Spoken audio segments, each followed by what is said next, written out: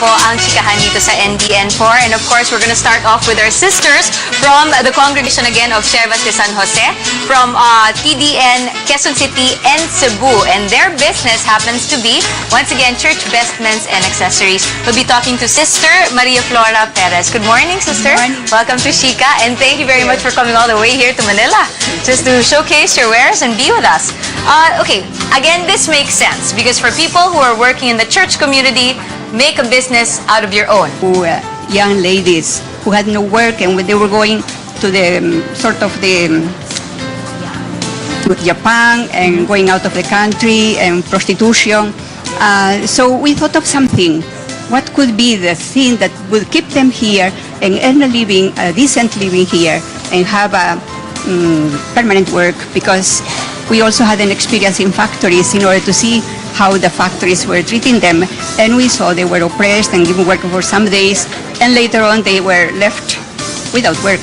Okay. So we thought of something that would give them livelihood, provide for their families, for themselves, and be able to study.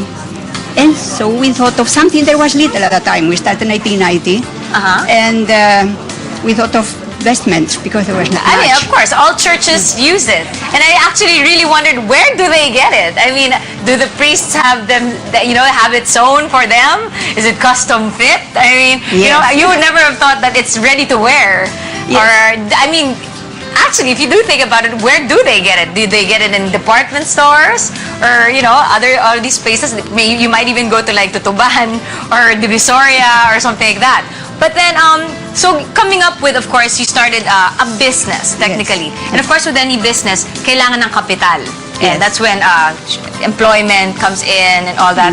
How did you go about the business side of things? Because it's one thing to do the calling and to help your community, because it's part of your vocation. Yes, right. But it's another thing to start thinking of the business. And you are responsible for these people in a sense that you need to pay them. Yes, right.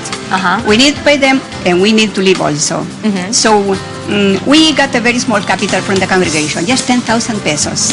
For 10,000 pesos? 10,000 pesos. We borrowed 3 machines, and we bought one overage machine, very old, Sewing very machines. cheap. Yeah. Sewing machines. And we started with that, and we rolled the capital. We are buying by the yard first, little by little. Then, as we could, later on we got some donations, we could buy more machines, industrial machines. At the beginning they were not industrial, old machines. It was really just the manual. And then we bought, we already could buy little by little industrial machines. Later on we got a good donation from Spain, and we almost got all the machines we needed. Wow, so now how many, I mean, with the way you're describing things, it seems to have really grown.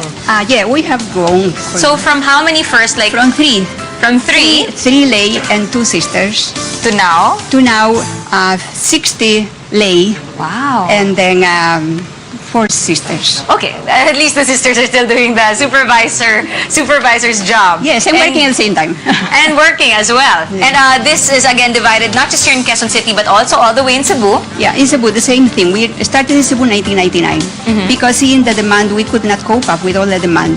And in Cebu, there are many seminaries also, there are many ordinations. We got many orders from Mindanao, and we thought that one would be the center. Somebody invited us to go there. Oh, wonderful. So, and at least you get to distribute throughout the whole country. And it's not like, there's a wear and tear when it comes to garments. And it's not like the priests wear just one kind of garment. Actually, we were talking about it earlier. I was trying to remember if I remember my colors and my seasons. Right here, the 2 that are displayed in the back, this is what we'll be seeing in our priests nowadays because it's the Lenten season. Purple and fuchsia, I think. Yes. Or for is that for Advent? Yes, can be. As well? Yeah, for Lent can be. For Lent. And then this one, we'll be seeing it much later on, probably in a month's time. Easter. For Easter. By April, we'll see this one continue. And all the feasts of our Lord. And of course, just look at the detail that come with it. It's really embroidery. Yes. And is this handmade or it's all machine? No, machine. This is all machine? All machine, but like for example, there, we have some other there. Okay, here? Yeah. This is the one that, of course, is display on the table. Yes, that's for the table. The Eucharistic table. And even this one. Oh no, this is just, okay, sorry. I was like, that's a batik or something. Yeah, that's some more. Okay. So again, all fully embroidered and still intricate details. Yes, and what designs? Well, we have a designer. Actually, I was the one who started. When we are very few, I could do it. Now I cannot anymore. Still passing on the work. Yes. And the thing is, they look very, very grand, actually. How much do you sell it for? And do you just sell it to the churches, or can, like me, an ordinary, like probably for costume or for a movie, a short movie? Well, we never sold for any movie or for costume. Usually they come lay and priests and sisters, anybody can buy. And after they buy, I don't know what they do with it. But it's what already they their say, property. Yeah, what they say. Do not desecrate the church vestments. I mean, you know, What don't they try to make fun of it. And we make according to what they order. Whatever they ask, I even tell them, if you like to put your face there, we can make it. So it's custom. Yes. It's not like, I mean, there are some ready to wear, like what we were displaying earlier, but some can be designed according to what they want. No, actually they are all made to order. Oh! What we do, all these are orders. That's why I cover the name. Okay. Of course, it's what sets each church apart. Yes. They order and they choose whatever they like. They bring their design. We have many designs. They choose the designs we have.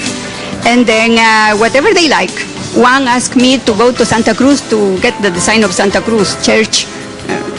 I went there and I drafted there. How much for one? Well, it depends. This one is a little expensive. Of It's course, I around- get that, yeah, because of and gold, and gold. This one is 12,000. Wow. Yeah. 12. Yes, Oh. and it's bought already. This is bought 12,000 pesos. Okay, that's a joke. already. Yeah. But Okay. we have 700, we have 800, we have 1,000. It Okay. depends on the order. This Okay. one is 6,000. Okay. But because these are the more fancy ones. And again, because of the least, it's not worn all the time. These are like these special. These are special ones. Of course, this is for ordinations. Usually for ordinations they have special, or sometimes they have in the parishes for special feasts, for Christmas, Easter. They have. You know, with the prices Sister Flora just mentioned, oh, no wonder these businesses are flourishing. And the thing is, you cater nationwide. How do you recruit people? Like you said, you started out with By one word thing. of mouth. And then they just come to say, I would like to have a job. You No. train them? Or? Yeah, we only require they are poor, they have no work, and no studies to get another work, and then we train them.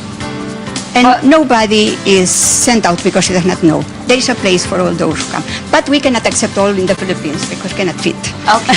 But at least, you know, one after the other. And again, we have some of the workers actually here now on screen. Those are already high-tech machines, huh?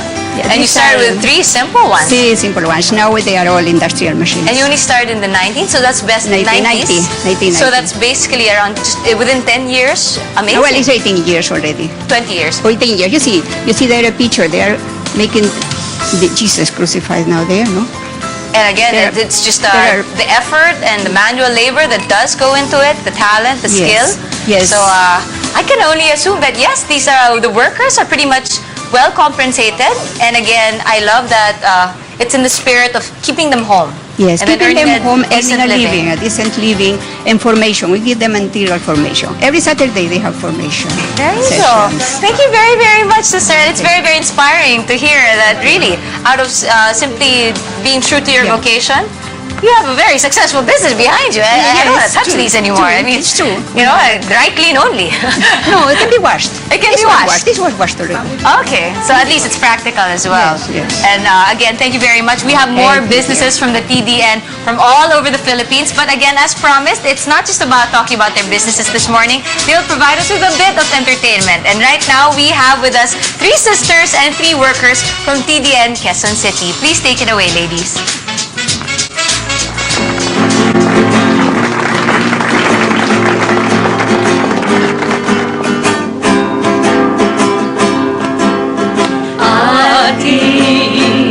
Sama-samang tuklasin ang tunay na halaga ng gawain.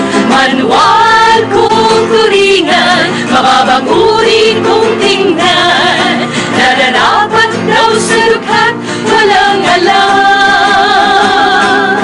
Trabaho lang ba ang magluto, manahi at magtinda? Trabaho lang ba ang